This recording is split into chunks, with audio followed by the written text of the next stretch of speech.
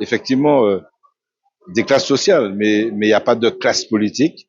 Moi, je suis un élu qui a fait, je reconnais le droit d'autres élus de faire d'autres choix, de défendre certaines catégories sur leurs droits.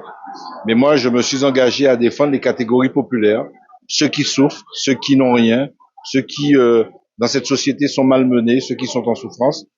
Et c'est celle-là et ceux-là que j'ai choisi en tant que député de défendre.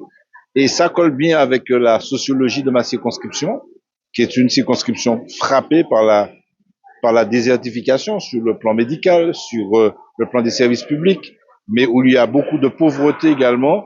Donc je crois que je serai toujours ce militant élu et cet élu militant prompt à se battre pour les catégories défavorisées et pour exiger effectivement que ceux qui ont le plus acceptent d'en avoir moins pour que les autres en aient un peu plus.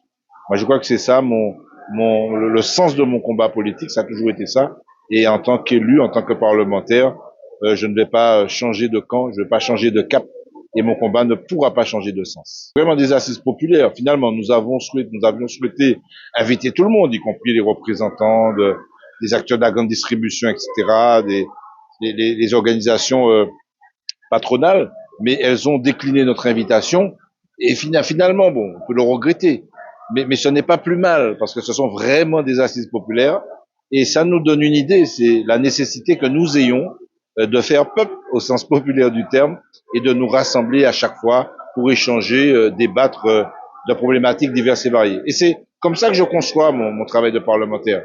Mon travail de parlementaire, je le conçois pas comme étant dans une sorte de tour d'ivoire et pouvant avoir la science infuse, mais au contraire, c'est de pouvoir être à l'écoute du peuple, de pouvoir l'entendre en l'écoutant, et c'est ce qui me permettra de mener les actions parlementaires, mais en étant conscient de la nécessité de créer un rapport de force favorable avec le peuple, en faveur du peuple, et que ce rapport de force, il ne peut se créer que s'il y a une synergie entre l'action que je mène en tant que parlementaire et l'action que mène le mouvement social, les syndicats, les associations et le mouvement citoyen également.